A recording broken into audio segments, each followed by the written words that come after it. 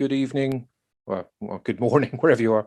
It's 10 o'clock in the evening with me. I'm in Japan. My name is Mark Irwin, and I'm going to, the title of this talk that you can see on the screen is Chinese Banknotes.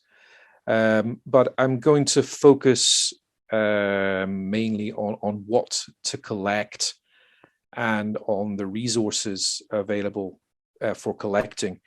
It's intended to be an introductory talk on Chinese banknotes. I'm not intending to get into lots of detail, although I will attempt to ask any questions if you have them at the end. Although I suspect Joe Bowling may well know more than me in many cases. You may also know that I'm the author of the Banknote Book China chapter, as well as the Japan chapter, the Korea chapter, Taiwan chapter, some Scotland as well. And I've been working on the Banknote Book China chapter for, I think, four or 5 years now. And I thought it was finally time to contribute to Fabrizio's excellent educational program. And I hope what I'll say today will be of some use for you. So,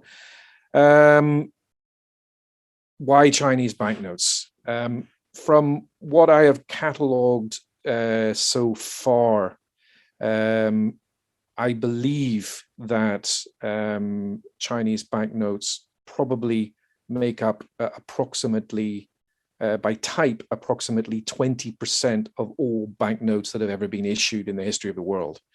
Let me clarify what I mean. I'm a professor of linguistics by day and a cataloger by night, and there's, to share a bit of information that comes from the field of computational linguistics, there's a difference between type and token. I'll give you an example. If you have a collection of 100 matchboxes, I don't know if anyone still collects matchboxes anymore, and you have 100 matchboxes, exactly 100 matchboxes, and 10 of them are exactly the same matchbox from the same bar, but they're all in different grades. I don't know if matchbox collectors have grades, but let's say that's the case. You have 10 matchboxes all the same, and the remaining 90 matchboxes are all different.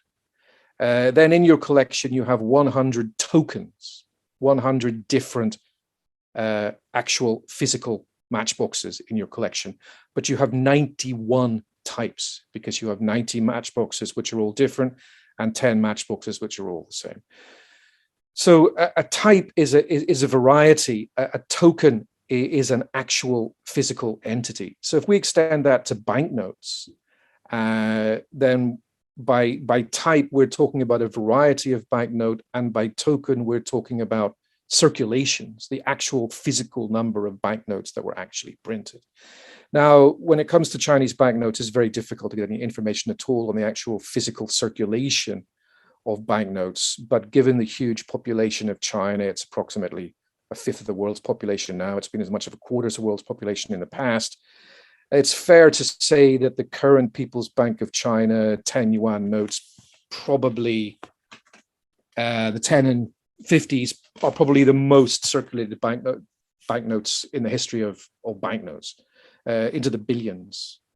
And so, as I believe, 20% Chinese banknotes make up 20% of banknotes by type, they possibly make up as many as 30 or 40% of all banknotes by token. In other words, 30 or 40% of all banknotes that have ever been printed in the history of the world are probably Chinese banknotes. I believe. I haven't got hard statistics for that, but I think that's pretty close to being correct. So in that sense, Chinese banknotes are extremely important, given their sheer number. But at the same time, they're often overlooked by Western collectors, not because they're boring, but because they're difficult. Because most Western collectors can't read Chinese. It's difficult. It takes time. But I hope that today's talk will help to perhaps lead you to begin collecting Chinese banknotes. So before I start, some caveats. What is China? This is not an easy question. We have something called Greater China, which is China proper, plus territories and countries that were in the past but no longer are, or were not in the past but now are part of China. Such territories or countries include Taiwan, Tibet, Hong Kong, Macao, Manchukuo, East Turkestan, Jiaoju Bay, that's Kiau Chau in German, Kiau Chau in Pic, and Weihaiwei, which isn't even in Pic. We also have something that's called the Sinosphere, which are territories or countries that use or once used to a greater or lesser extent Chinese characters, with such characters appearing on banknotes. Such territories and countries include Greater China, as I've just mentioned above, all those parts of Greater China above, plus Japan, Korea, Malaya, Strait Settlements, Singapore, Siam, French Indochina, which all at one point have issued banknotes with Chinese characters on them. This lecture will deal with none of these territories or countries, but with only China proper. In other words, what is now referred to as the People's Republic of China. That's all I'll deal with today. So when we look at Chinese banknotes across time, the most convenient way to divide them up is into three chronological groups. The oldest group are the imperial banknotes, banknotes that date back to the days of the Chinese Empire, predominantly the Qing Empire, which was the last empire. But there are a few earlier notes. And what happened was that in 1912 there was a revolution, and a republic was proclaimed. This republic was supposed to be democratic, but it never was. And the Republican era then begins in 1912, and this gives us the second middle group chronologically, the notes of the Republic. That runs from 1912 until 1949. And then in 1949, as I suspect you all know, on the 1st of October, from the balcony of the Forbidden City in Beijing, Mao Zedong proclaimed the People's Republic of China, which still exists today. And that's the third group, the PRC group, or modern Chinese banknotes, which run from 1949 to the present day. So three very clear, very easy to define groups: imperial notes up to 1912, notes of the Republic from 1912 to 1949, and modern notes from 1949 to the present. And if you look at all the notes, all the types of notes that have been issued, then approximately 83% of all Chinese banknotes fall into this republic, this middle republic category, that were issued in the 36, 37 years of the republic. This is a major lump of Chinese banknotes. It's the vast bulk. In other words, modern day banknotes that were issued since 1949 account for just 3% of all Chinese banknotes, and imperial banknotes for 14%. So if you're aiming to collect Chinese banknotes in terms of availability, it's the notes of the Republic which come in the greatest number of varieties. And then we can also divide Chinese banknotes into kinds, into six groups. I don't want to use the word type because it's confusing. One group of notes is the national notes. These are Chinese banknotes that circulated nationally throughout all or most of China at the time that they were issued. These notes are given in Pic. These notes are given a Pic number with just P, no suffix.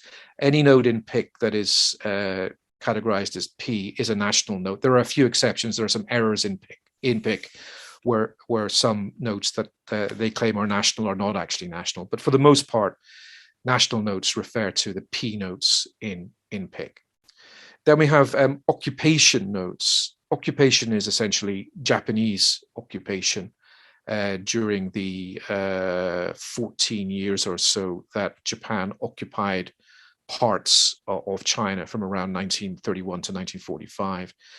These are given either PJ designations or PM designations in PIC. The PM notes, the M is supposed to stand for military, but in fact, not all of these were actually military issues, and they were issued by the Japanese anyway, so they could just as easily be PJ. But these are the occupation issues, issued from 31 to 45. Then we have foreign issues. These are notes issued by foreign financial institutions that were operating on Chinese soil during the Republican era from around approximately 1920, mostly in the 1920s. The bulk of these notes were issued in the 1920s. There are some major foreign banks here, such as HSBC, for example. Many other American banks, Russian banks, even Italian banks, Belgian banks, French banks, of course, and many British banks too. Many of them had offices, mostly in Shanghai, but elsewhere, and they issued their own banknotes. These are the foreign banknotes, and these are given a PS designation in PIC. Then we have military banknotes issued by Chinese military entities. These were mostly issued in the 10s and the 20s during the period known as the Warlord Period, when China was a complete mess of competing internal forces. These are also given an S, a PS designation in PIC. We have communist banknotes, which are very important. These were issued by the communist forces under Mao Zedong before the People's Republic of China was proclaimed in 1949. So these were issued from around the mid-1930s until the late 1940s in areas which were under communist control. They're usually very roughly printed, very bad quality. They look quite similar to some of the Vietnamese communist issues, which some of you may be familiar with. These two are given a PS designation in PIC. And finally, we have regional banknotes. These don't require much explanation. These were issued by Chinese provinces, provincial banks, sometimes municipal banks, sometimes municipal governments or regional governments or provincial governments would issue banknotes as well. And these two are given a PS designation in PIC. So one of the problems with PIC is that the last four categories, foreign banknotes, military banknotes, communist banknotes, regional banknotes, which are all very, very different, are all just lumped as special issues, S, PS in PIC.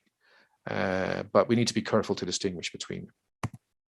And if you break these notes down, by number of types, national notes account for around 30%, regional notes for around 31%. Some of you may be surprised that regional notes comprise such a large proportion of Chinese total issues, nearly a third. Military notes, not surprisingly, are a very small proportion, as are occupation notes. And foreign notes and communist notes are 18% and 13% respectively. So this gives us a 6x3 table where we have 6 different kinds of note on the left and 3 different chronological eras at the top on the x-axis. And in total, by my estimates, from what I've catalogued so far of China, there are at least have been at least 4,500 different varieties of banknote published in China proper. And of course, I'm ignoring Hong Kong and Taiwan. This is just China proper. Around 4,500 different kinds of banknote have been issued. And of those, the most important are Republic national notes at just under a quarter and Republic regional notes at just over a quarter of the total. The rest are all fairly small. The only ones to show a percentage above 10 are foreign Republic notes and communist Republic notes. If you want those in terms of numbers, then around 1,400 different national notes have been issued, of which 1,100 were issued during the Republican era. And again, around 1,400 different regional notes, of which around 1,200 were issued during the Republican era. So I want to start by looking at the Republican era notes. This is the middle times, so to speak, in terms of chronology. But as you can see, they make up 83% of all, approximately 83% of all notes issued. They're very important. And the national and regional notes in particular make up a quarter each of all Chinese notes ever issued. Sorry, so it's a good area to focus on for those of you who don't know too much about Chinese banknotes or who want to start collecting. This is a typical national banknote from the Republican era. It's the B3067, PIC 214. It's a Central Bank of China note for 10 yuan, issued in 1936. I should add that all images that I'll be showing you in this presentation are courtesy of the Banknote Book archive. I'd like to thank Owen and the people at Grayshoot for allowing me to share these. Anyway, back to this note. This note is fairly typical in its style. The front is in Chinese only. The back is in English only. Not all banknotes of this era are like this, but this is fairly typical. On the front, we have the name of the bank at the top, Central Bank of China. We have the denomination right in the middle, sitting on top of the guilloche in hollow Chinese characters. And below that, just below the guilloche at the bottom, we have the date. And the date is always in the the Chinese Republican calendar, not in the Gregorian Western calendar. This particular note is year 25. The revolution was in 1912, so year 25 is 1936. The quick rule of thumb is to add 11 to the Chinese year. So 25 gives you 36, so 1936. On the back, we have exactly the same information in English: the name of the bank, the denomination below the vignette, and then the year 1936 below that. The denomination in Western numerals on the right-hand side, and a watermark on the left. We also have two signatures on the back. Signatures are actually fairly common in Chinese notes, despite the fact that traditionally Chinese culture didn't use signatures. Many of the national notes do have signatures. And we have serials here. This particular note was issued in very large quantities, so as well as having a prefix, it actually has a fractional suffix as well. The person on the front of this note we'll get to later. This is a typical regional note from the period. This is the B46824, the PS1729. It's issued by the Bank of Hopei for 1 yuan in 1934. You can see exactly the same layout, Chinese only on the front.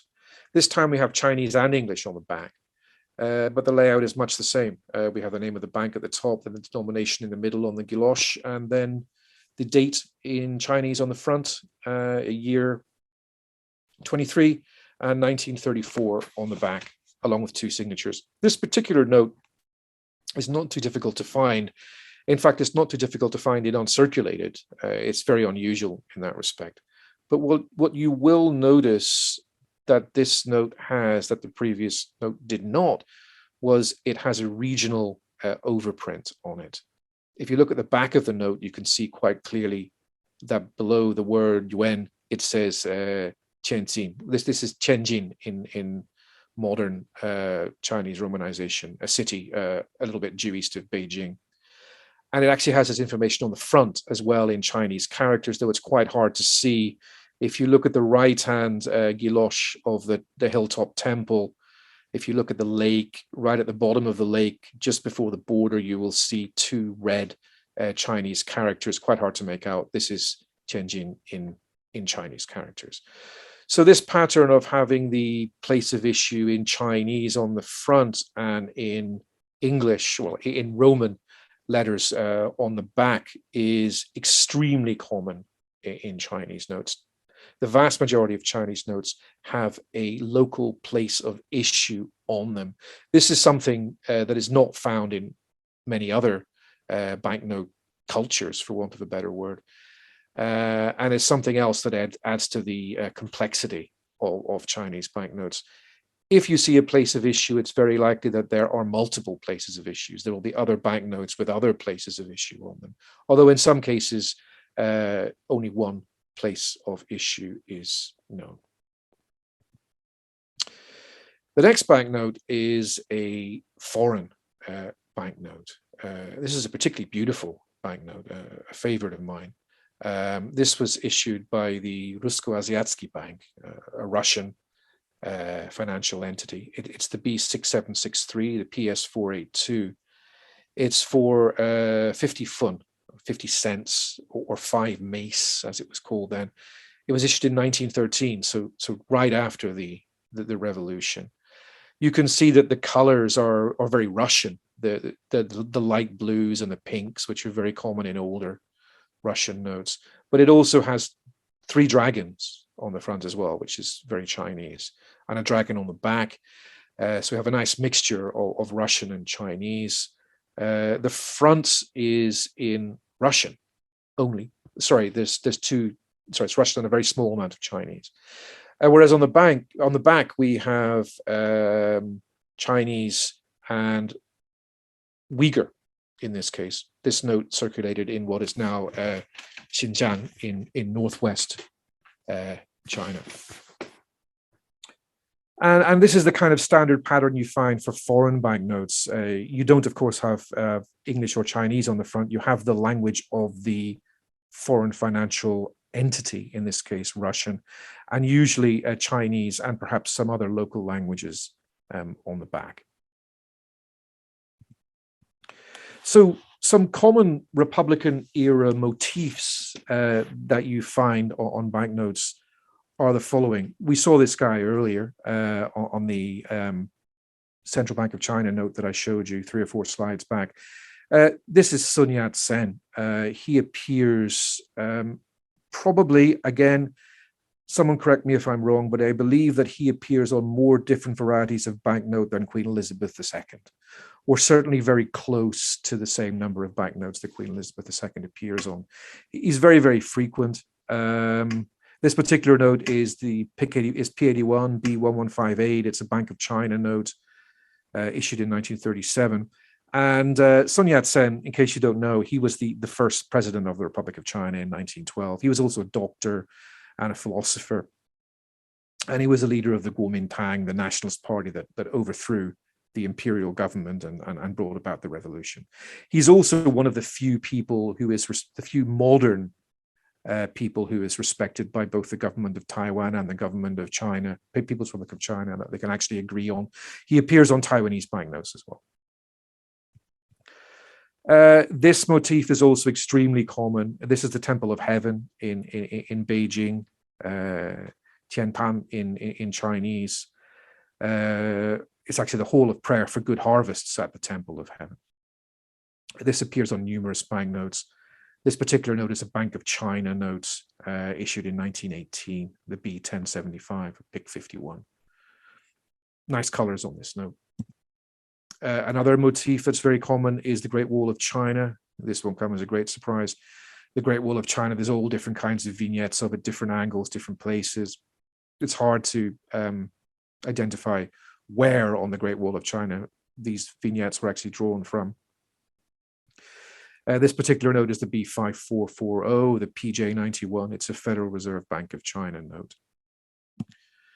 Another common motif is this guy, Confucius, who of course no one knows what he actually looked like since he lived from 551 to 479 BC. But this is a kind of a standardized, stylized image of him. He appears in various forms. This particular note is the P1 B630 Commercial Bank of China issue from 1920. He appears on this note also, completely different stylized image. This is the B5404, the PJ54, a Federal Reserve Bank of China note. This particular image is interesting because If you look at his fingers, he is making the Chinese equivalent of the V sign, as I would call it, the finger, as North Americans would call it. This was inserted into the engraving. So the story goes, by unbeknownst to the Japanese issuers, by a Chinese engraver, as a statement by the Chinese people to the Japanese occupiers. And Confucius's tomb in Chufu in Shandong is also a very common motif. It comes in various different vignettes. This is the B1151, the P72. It's a Bank of China note, quite a common, well-known Bank of China note. And again, a different vignette of Confucius's tomb in Chufu. This is a Central Bank of China issue from 1936. Another common motif in the Republican notes is just a bunch of junks, Chinese sailing boats at sea. This comes in various forms, but is quite a common image, especially by banks that dealt in or had connections with the transport industry, and especially in banks that issued notes in ports, especially in the south of China. This is a Bank of Communications note, quite a common note, B1496, P154. And finally, another common motif in Republican banknotes is the bank building. This comes in many different forms, depending, of course, on what the bank was. This is the Ningpo Commercial Bank, presumably in Ningpo. It's the B1730, P547A. So I'd like to take a break from looking at the actual banknotes themselves, and before I go back to them again, to look at the resources that are available to collectors, the available general catalogs of Chinese banknotes. The earliest, or perhaps not the earliest, but the most well-known early catalog for Chinese banknotes is Smith and Maltravers, just called Chinese Banknotes, which was issued in 1970. It comes in two versions. Both of them are redacted. There's the People's Republic of China printing, which redacts the Bank of Taiwan banknotes, and there's the Taiwanese printing, which redacts the Central Bank of China banknotes. So you basically need both versions, both printings, to get a full picture of the catalog. By redact, I mean that the pages, all images are just gone. All the listings are gone and replaced with their own images. So the Taiwanese edition, for example, replaces Central Bank of China banknotes with Taiwanese banknotes. As a catalog, it's good as far as it goes. There are very few pictures. This is a typical page.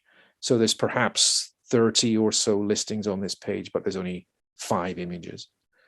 The prices, which are on the far right column, are so outdated that they're worthless. Of course, this was issued in 1970, more than 50 years ago now. And there's not a lot of detail. Basically just the date, the denomination, the dimensions, they're not always there, the color, a printer code, and a few comments followed by a price. There's a lot of gaps. Perhaps the worst thing about this catalog is that it's very difficult to find a particular bank. This particular page is for the Farmers Bank of China, but you can see that it's coded under C290.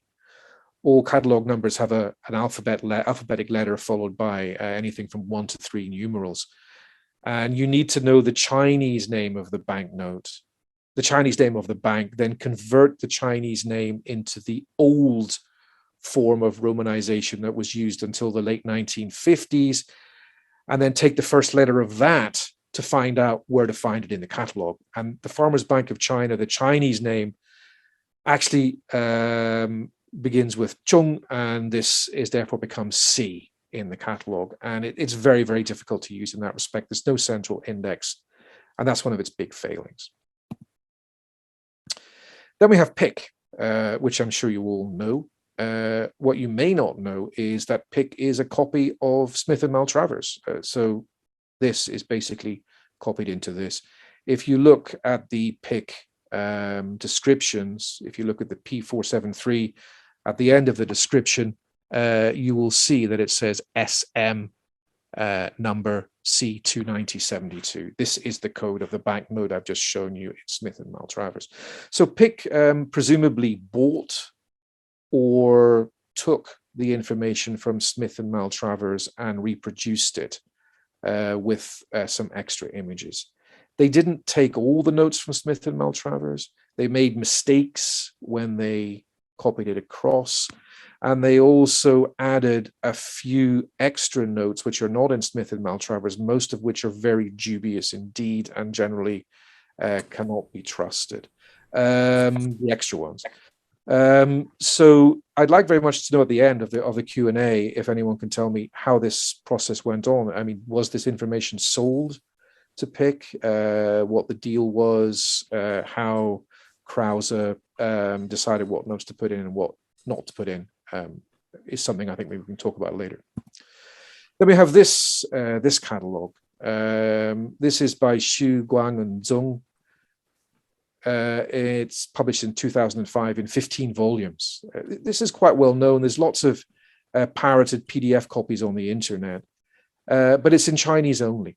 The English title is something like Collection as an Investment, Appreciating Old Banknotes.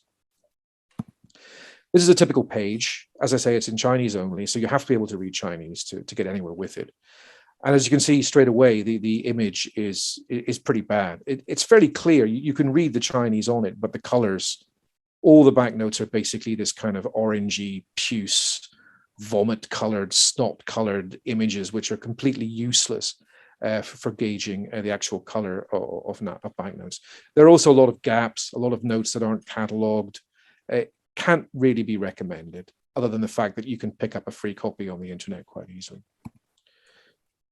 This catalog is this is a very important catalog here, but I'm not going to call it a catalog. It's published by Ma Fehai, and the English title is Historical Banknotes of China series. It comes in 11 volumes, and it was published in 2001. It's huge. I mean, the size of the pages are physically huge. They're B5 or B4.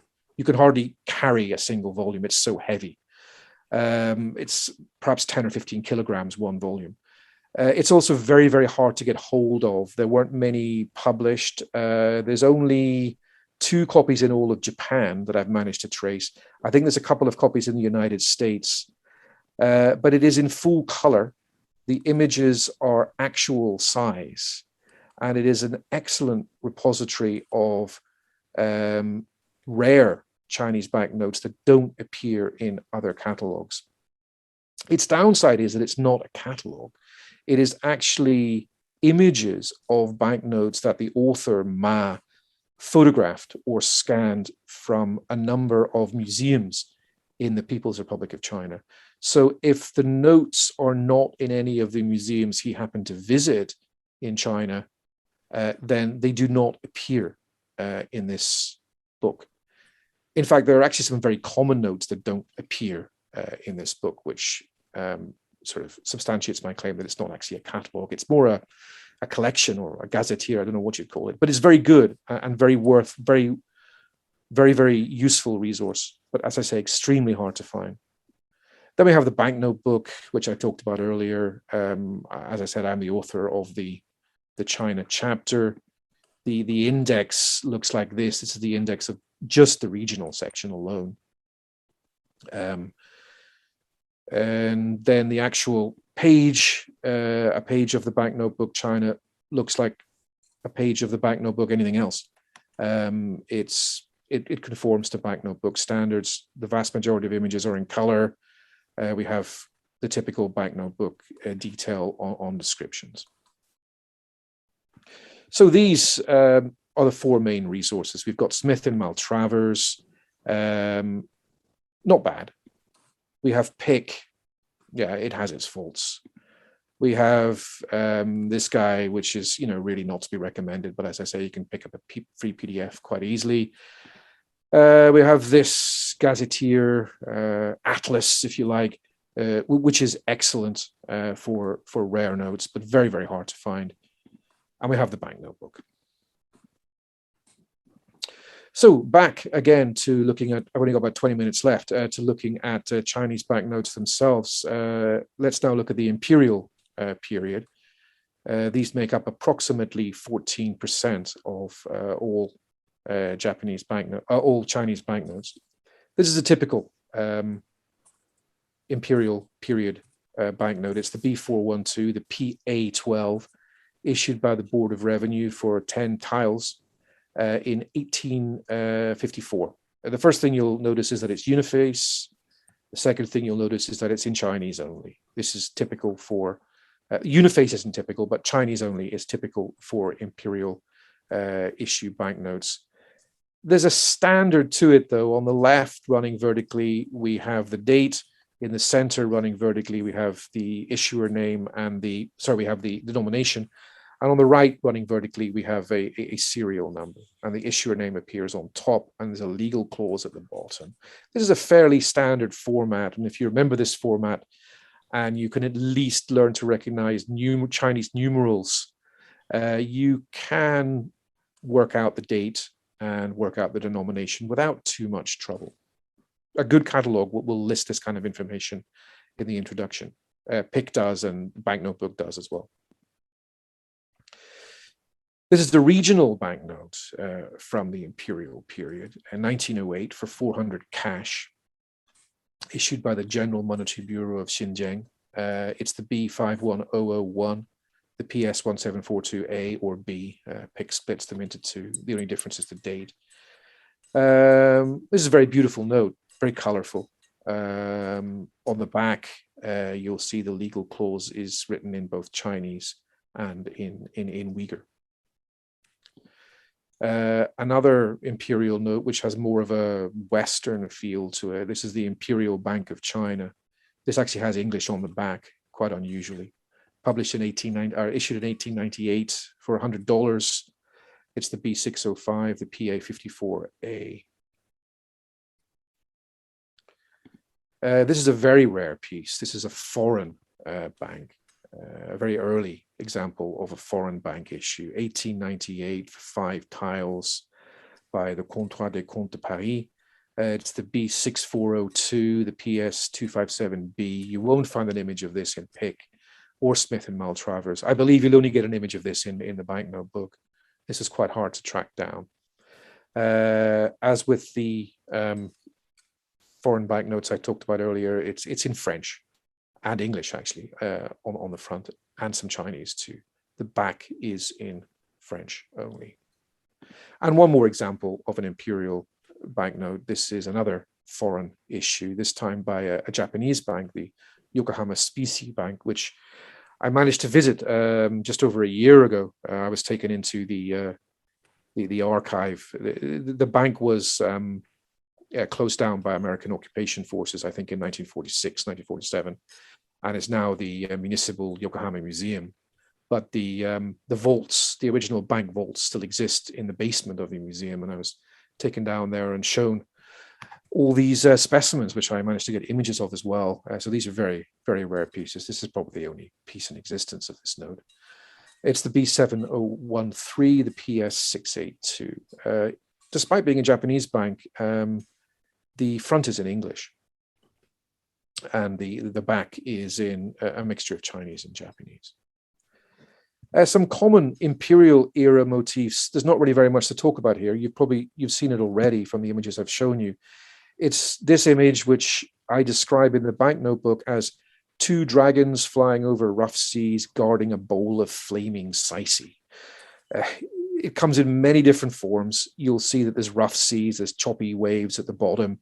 And on this particular note, top left, top right, you'll see 2 very angry looking, colorful dragons, flames coming out of them, flying through the clouds.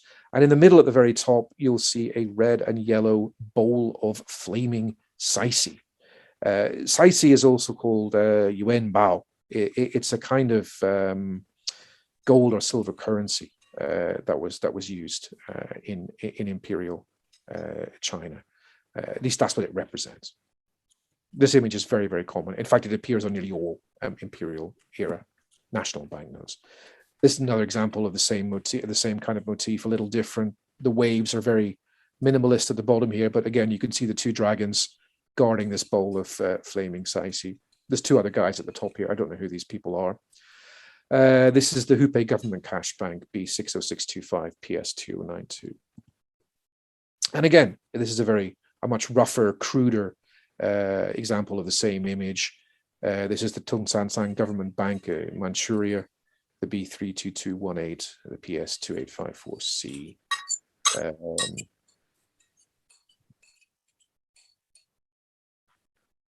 Finally, let's look very quickly in the remaining time at the modern banknotes. As I say, these comprise 3% or so of all banknotes ever issued, so really not very important in the grand scheme of things, so I won't spend a lot of time on them.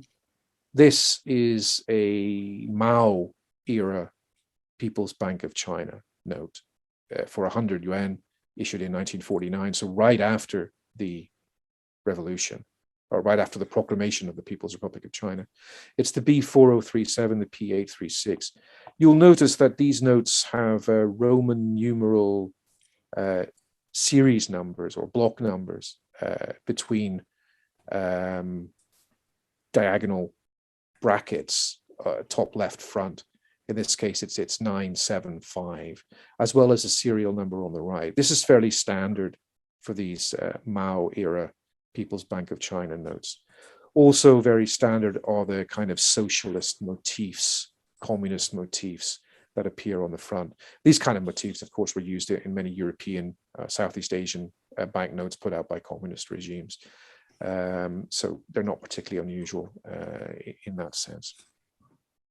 However, as I'm sure most of you are aware, be very wary of these notes. There are so many fakes around. I wouldn't recommend buying any such note that wasn't slabbed by a third-party grading company, because chances are you will be buying a fake.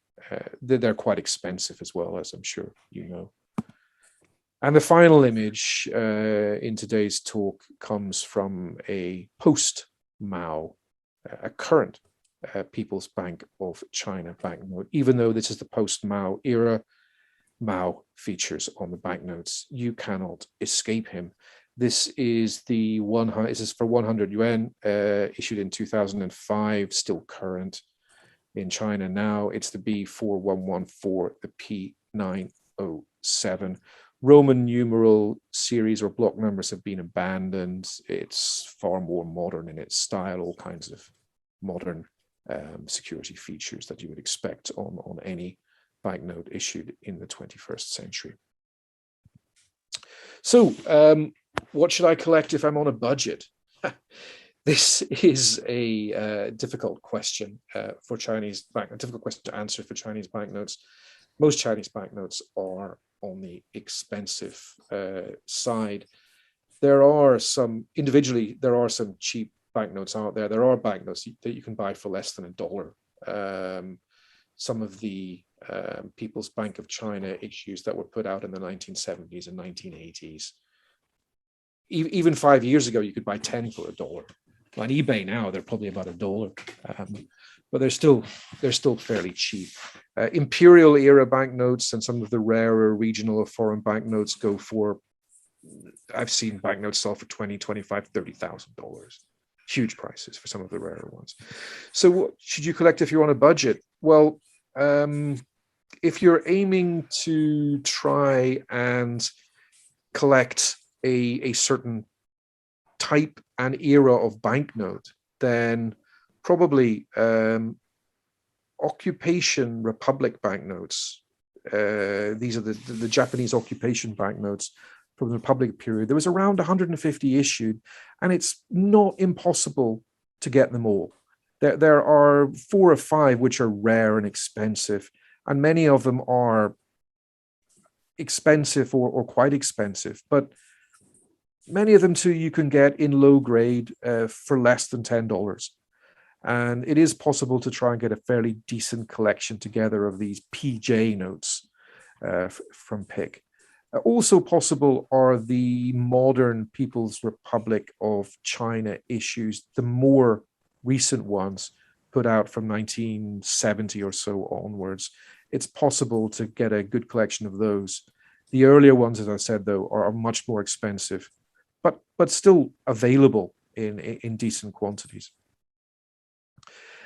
And if you want to try and get together a nice selection of notes, but don't really hold out any hope of getting them all, then National Republic notes are a good one to go for as well, like Central Bank of China or the Bank of China.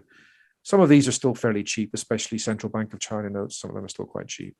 You won't be able to get them all at a decent price, but you can get a pretty decent collection together. Imperial notes, you've got to be a very rich man or rich woman to get a decent amount of these together. They're extremely rare, extremely expensive.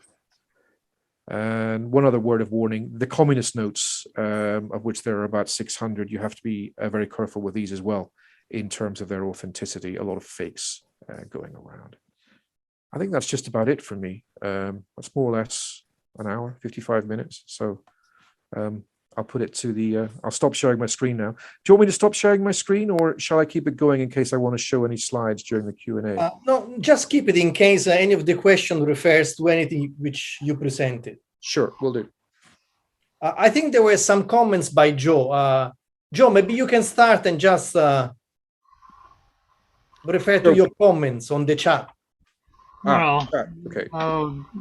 I don't know if with this Q&A slide up, I don't know if you can see what I'm holding up here in front of my camera. Can you see the copy of Smith Matravers that I'm holding up? Yep. Okay, this is the original Smith Matravers. It's not the Taiwan version. It's not the People's Republic version. It's the unredacted version, and it's still available in the market. Really? I didn't know that. Thank you. So there is an unredacted version available? Oh, yes. It's out of print. Where was it published? It was published in 1970. It's the original version. Where? In the States? Let me see where it said it was published. I think it was published in Menlo Park. No, yeah, Shear J Publishers, which was Ward Smith's company, in Menlo Park, California. Okay. And it has, I don't know if you can see this page. This is the index page, which has an index of all the initial characters of a note title, and it's organized by stroke count, and it's easy to use. It tells you what page in the catalog that character's notes begin on. I would disagree with you that it's easy to use. I would say that if you don't know any Chinese, it's very, very difficult to use, and that the coding system they use is very obscure and not at all useful to the general user. So well, yes, you're right. There is a page there, but I don't think it's at all user friendly. Well, it's not. It may not be user friendly, but it's certainly not difficult to use if you know how to count strokes. Well, let me give you an example. The Farmers Bank of China, the English translation of the bank name that appears in all those notes as the Farmers Bank of China, should be filed under F. But the first character is Chung, so that's why it's listed under Chung. I know, I understand the reason why, but they're alphabetical. Yeah, if it were user friendly, it would be filed under F. That's my point. There are too many notes with no English inscription on them at all, no Roman inscription, so you can't use our alphabet for a filing system. True, there are notes without a Roman inscription on them, but for those notes and those notes only, then you can use something else. But I think for a note that does have a Roman description on it and has an English title, Farmers Bank of China, it would make sense to file it under F. It's just my personal opinion. There's no point in arguing about this. I mean, I disagree. I just don't find the catalog method that they use particularly user-friendly, that's all. Well, the catalog is available on the secondary market. Yeah, thanks. I think it's about $200 or something, isn't it? 2 or 3 at the moment. No, I don't think I've ever sold one for more than 100, and some go for less than that. Okay. I bought one last year down in Kentucky for something like $30. Really? Okay. I have 2 copies. How do I understand which one is which? Look for the Central Bank of China. Well, look for the red cover. No, they all have red covers, Joe. They all have red covers, Joe. Oh, well, the one you showed had a black and white cover. No, that's not the cover. That's the inside page. That's the frontispiece. Okay. Fabrizio, if you look for C2, no, not C290. Sorry. I haven't got mine in front. I haven't got mine with me at the moment. So, but if you look for the central, I think it's C300. Yeah, I think it is 300 or 330 or something. You can tell which one you've got. It's 300 and 301. 301 are the customs gold units. If they're not there, then you have the Then you have the Taiwanese version. Well, the Taiwanese banknotes are on the first one I'm looking. Is plenty of Taiwanese banknotes. Then you've got the Taiwanese version. Because the PRC version has all those redacted. Why did Taiwan cut out the central bank? Because I believe the central. That's a good question. The central bank had connections with Taiwan. They were publishing notes in Taiwan near the end. So why would that cause the Taiwanese to take them out of the book? Don't know. Sorry, I have one which doesn't have a red cover, and it's not the inside page. It's a yellowish cover. Really? Oh. Yeah, I don't know if I can. I'm sharing my video. I don't know if you can see it. All I'm seeing is right, I can see it. It's paperback. Yeah. Do you think it's an original? All I see is Mark's slide. This is also 1970 Menlo Park. Right. I wonder if that's a copy rather than an original. It doesn't look like a copy. I mean, the cover looks pretty well made, but I don't know. I think you need to stop sharing, Mark, because I'm still seeing your slide and I can't see anything that anybody's trying to show. Hold on. I've stopped sharing. Okay, so where's this yellow covered book? Let's see if you can see it now. I can't see. I can only see. Who's holding it up? I don't see anybody holding a book up. You have to scroll. Jamie is holding. Hold on. I need to remove this virtual screen here. Hold on. Yeah, I think that's. I am scrolling, but. Yeah, I think Fabrizio has to stop his immersive view or whatever it is you're doing. I think it's causing the problem. Yeah. Okay. So now the speakers, whoever speaks, should. Jamie, Amy, speak. Okay. Hello. Okay. Am I there? Yep. Why does it invert the image now all of a sudden? Okay, well, anyway, you can see the cover, right? Yes, but it still looks white on my screen. So the original should be this one, but I need to hold on, otherwise you guys cannot see. The red hardcover. Yes, the red hardcover. No, but the red hardcover isn't just the original. The Taiwanese redacted version also has a red hardcover. And the Chinese redacted version also has a red hardcover. Oh, okay. So you have to look inside. You have to look inside. Yeah. Actually, okay, this is the red cover one we're talking about. I don't know if you guys can see it. Yep. And both my copies contain Central Bank of China.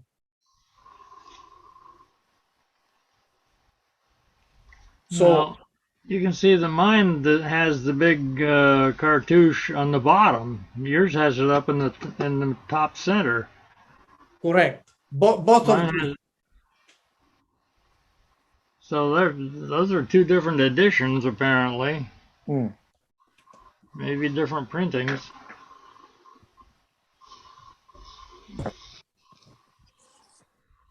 In mine, C100 is Central Bank of China. If I want to see Taiwan, where is Taiwan on this catalog? Just wondering if I have the full version.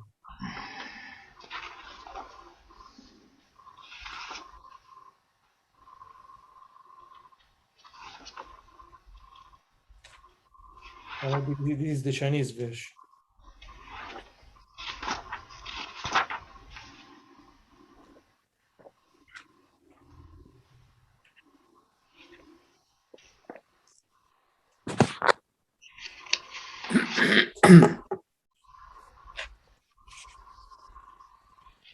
Can you find the Bank of Taiwan in it? Does it list Bank of Taiwan? No, I cannot. I'm trying to, but I cannot. All right, Tango 75, page 183. No, Bank of Taiwan is missing from this. So this is the Chinese version. You have the PRC redacted version, yeah. Yeah.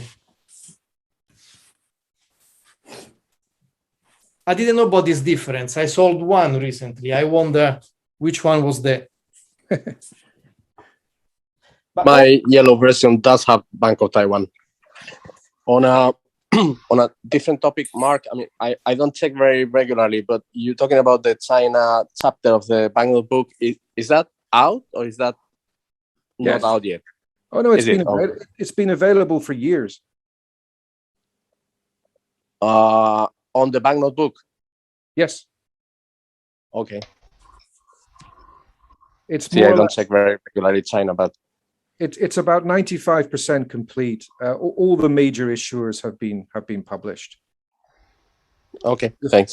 Just a few minor ones still to go. Since we are talking about catalogs, do you know this about? Do you know this, Mark? Yes, I do. I've seen it. I haven't got a copy myself. I'd like a copy. If I'd like to buy a The copy. buyer, Joe, is the buyer catalog.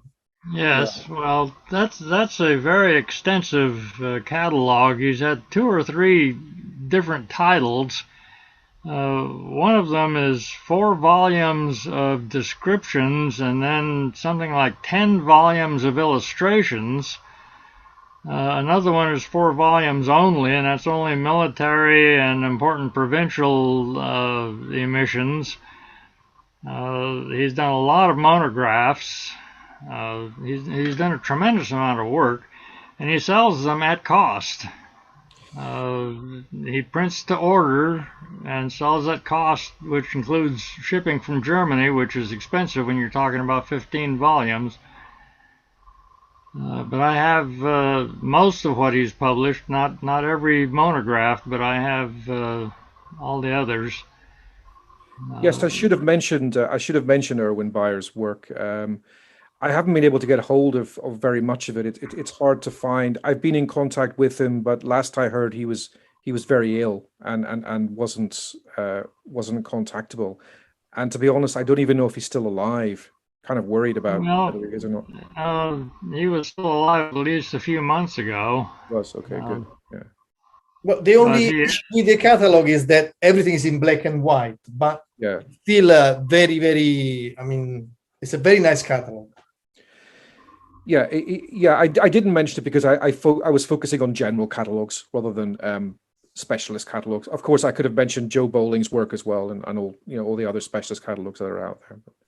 Right. But anyway, back to your presentation. I do have questions. Do you want me to share the screen again? Yeah, if you can share the percentages you were showing on the graph. Would you say that that kind of percentage reflects also rarities in your experience? Would I say that it reflects rarities? Yeah, like when you have a regional or some other issue which are less than 4% of the total based on your calculation, would you say that reflects rarity as well, or not always, or not really? Oh yes, it reflects all the different varieties, rarities, and it's regardless of the actual circulation of the banknote. So these are types, actual types of banknote, regardless of whether it was a very rare one or a very widely issued one. Yeah, but what I'm trying to say is that if that percentage, for example, 4% military, I would assume there is a lot of rarities in there because the volumes was much less than the nationals, for example. Yeah, not correct. really. Yes, correct. You'd be right. Yes, they're much rarer. The communist notes as well are also quite rare. They're hard to track down. Most of them are very rare. And other things I wanted to ask you, I mean, at the start of your presentation, you were talking about the billions of banknotes which must be issued by China. Would you say this was the case even in the 19th century or earlier than that, when there were a lot of peasants and maybe many people didn't even use banknotes? No, of course not. I mean, back in the 19th century, there would have been far fewer banknotes issued, as was the case anywhere in the world. So if we presume that, the amount of banknotes issued per head of the population in China was probably roughly the same as the amount of banknotes issued per head of the population, even in European countries most European countries in the 19th century, because although European countries were richer than China in the 19th century, most people did not use banknotes, they used coins. And so if you compare like with like, then given the immensity of the population of China, it's more than the population of Europe, then overall, I believe that while Chinese banknotes by type comprised about 20%, 1/5 of all banknotes ever issued in the history of the world, by actual token, so in terms of emission, it's maybe as much as 30 or 40% of all banknotes ever produced ever in history. I mean, if you look at the current People's Bank of China notes, the 10 Yuan note or something, I mean, God knows how many billions of those have been issued. They've been circulating for nearly 15, 20 years. And the population of China is what? Someone remind me what the population of China is. 1 point, or they reach 2, I don't know. Really 1.2 or 3 billion people. Yeah. So, you're talking probably into the tens, maybe even the 100 billion of some of those banknotes have been printed. What do you hear in Japan about the administrators of the Central Printing Bureau who allegedly took a few cartloads of notes home with them? Well, did this happen today? No, it happened last week. Sometimes ago, yeah. I didn't hear that, actually. I haven't been listening to the news much lately. So what, they took banknotes home with it? They stole from the printing press? Yeah, they duplicate serial numbers. But you're referring to the Chinese case, not the Japanese case. Because the Chinese case. Right. Oh, sorry, you said Japanese. It's China. No, I said, what do you hear in Japan about the Chinese guys? Oh, yeah, I guess I just said about Central Printing Bureau. I didn't say the Chinese Bureau, but it was the PRC's printer executives have purloined a very large quantity of currency.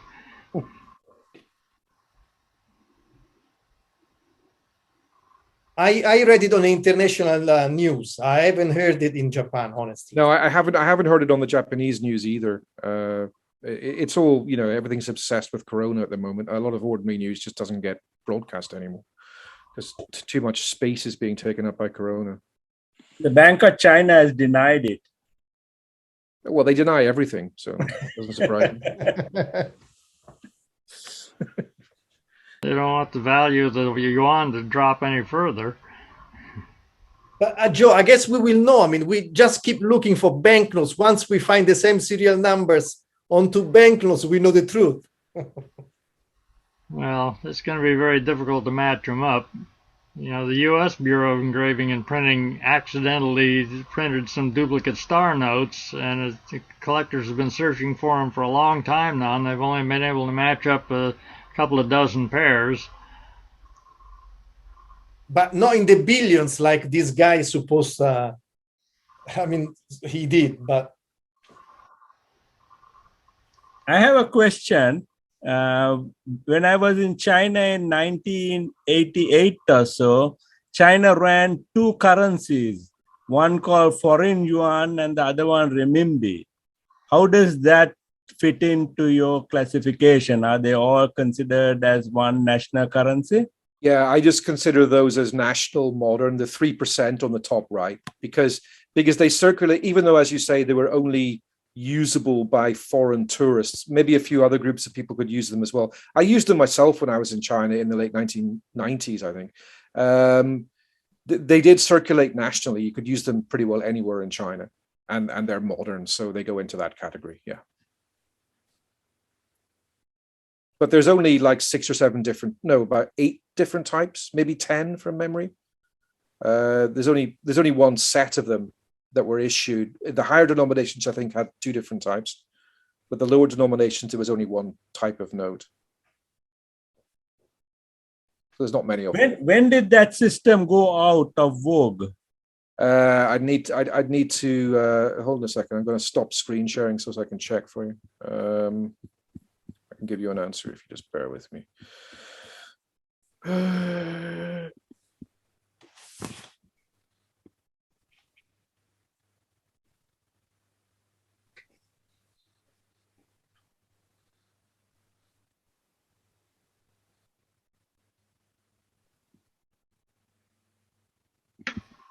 They stopped in 1980. They were phased out in 1994.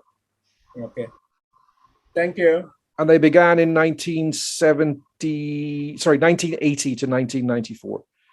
And there were 5, 6, 7, 8. There were 9 different types, only 9 different types of note. Thank you.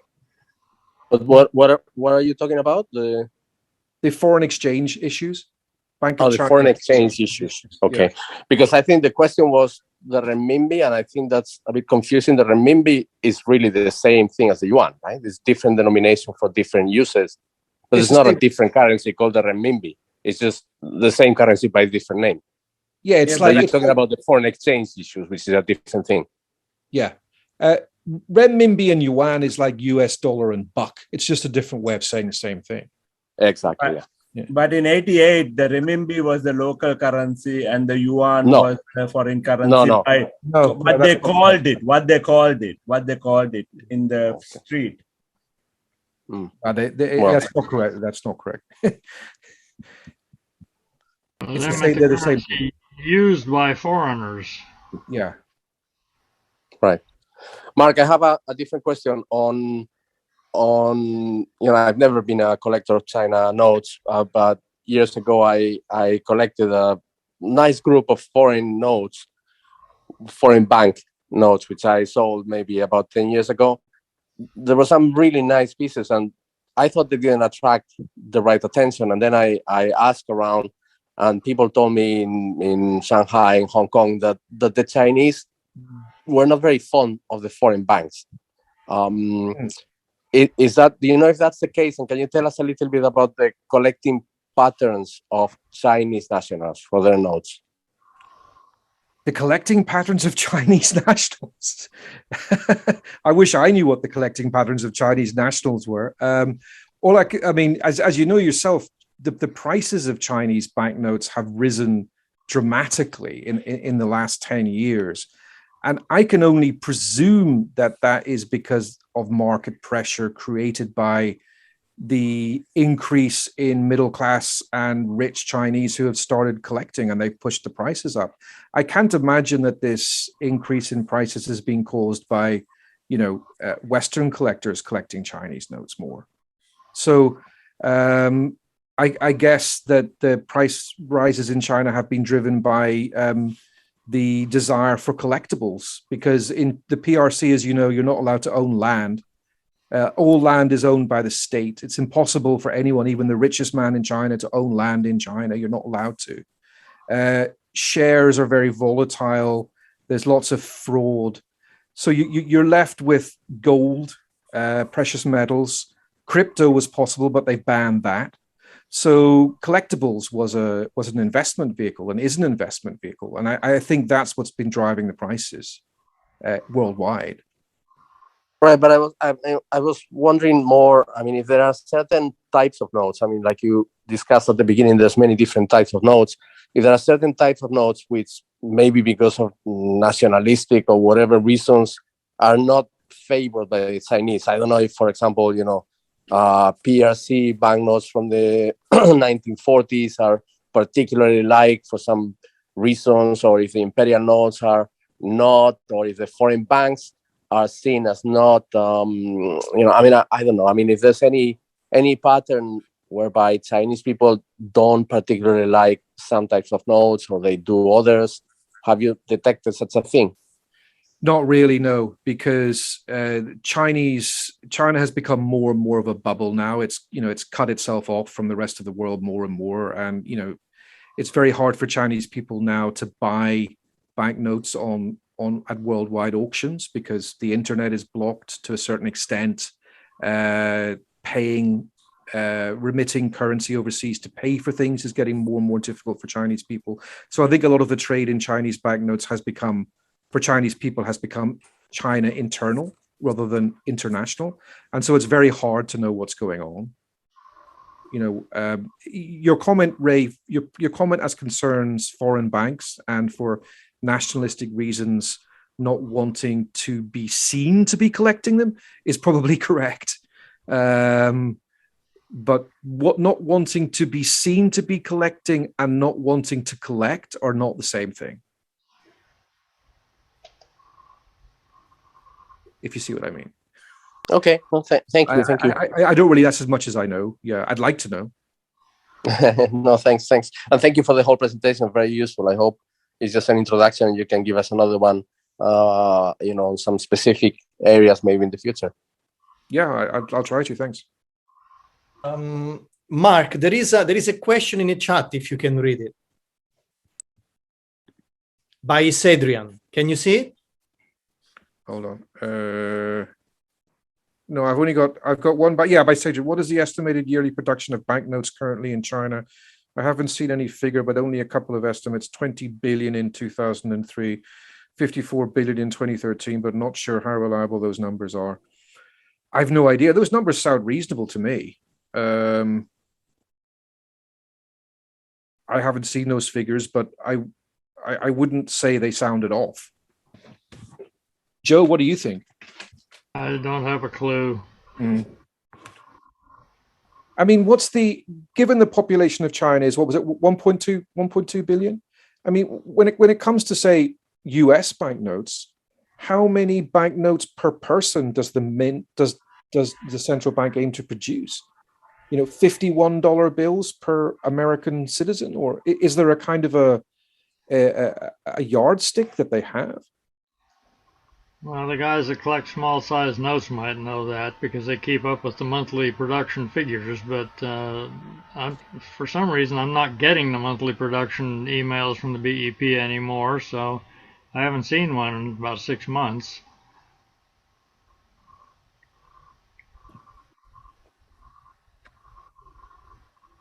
It will be interesting to see if the renminbi goes to what the US dollar is in terms of an international currency. So as they go into places, continents like like Africa, where they might be paying in renminbi, it'll be interesting to see if that 100 yuan note becomes like a 100 US note and gets more circulated outside China than inside China.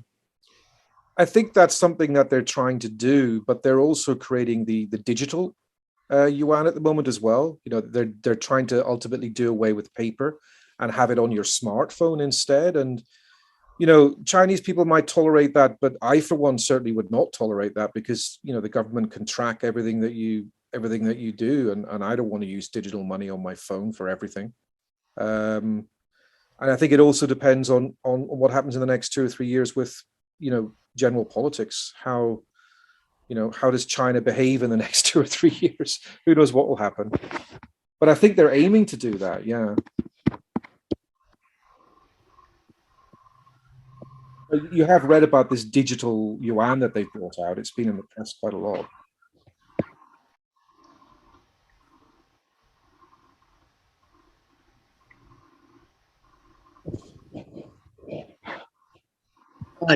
To answer your question, I'm a Canadian-born Chinese, and I know that as China has evolved and has become more nationalistic currently, that many overseas Chinese are reluctant to collect anything that is colonial. So any of the colonial, I find it quite fascinating, the colonial banks that produce Chinese banknotes. But I know that for many overseas or many born in China people, they view the colonial period and the Japanese occupation period as a time of shame. So that's why perhaps it's not widely collected in China proper. It's a colonial piece, is my point. Yeah, I think you're right. Certainly, most people in the PRC view it with shame. Yeah, you're correct. Whether that has an impact on what they collect, I just don't know. I've no idea. It would be like saying some Indian collectors may look at the period of the Raj as a time of shame for India, but does it stop them from collecting those pieces? Hard to say. Quite. I mean, I'm Irish, and the most valuable Irish banknotes date from before 1922, when it was colonial, when it was part of the UK. So, but those are the most expensive, most widely sold banknotes. So I don't think there's necessarily a connection between people not wanting to collect banknotes that date from their own country's period of colonial occupation. Maybe it's just a Chinese thing, or maybe it's not happening in China at all. I just don't know. But a lot of these, foreign banks, what you refer to as colonial banks, you can just as easy call them that. I mean, they didn't have very big issues anyway. I mean, some of these banks were quite small and they didn't actually issue very many notes. So they're very hard to collect. And a lot of these rare notes, people don't even bother with because they're just not going to, they just know they're not going to get them. You're never going to get hold of them. There's so few. That might be part of it too. Cedrian has put up the response on the BEP. He says they're printing 8 to 9 billion a year, but India did 21 billion the year that they pulled all the currency out, overnight.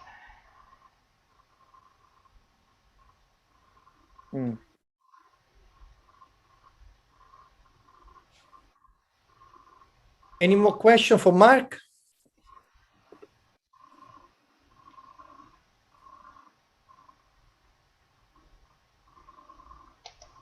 Seems not. Shall we call it quit? Yeah, let's call it quits. I'm going to go to bed. Okay. Yeah. Then everyone, thanks for joining. And Mark, thanks again for sharing your knowledge with us. And if you have occasion in future for something specific on Chinese notes, come back. No problem. Thanks for having me. All right. Thank you. Bye-bye, guys. Thank you. Bye. Thank you. Hasta la vista. Sayonara. Thanks. Thank you. Bye-bye.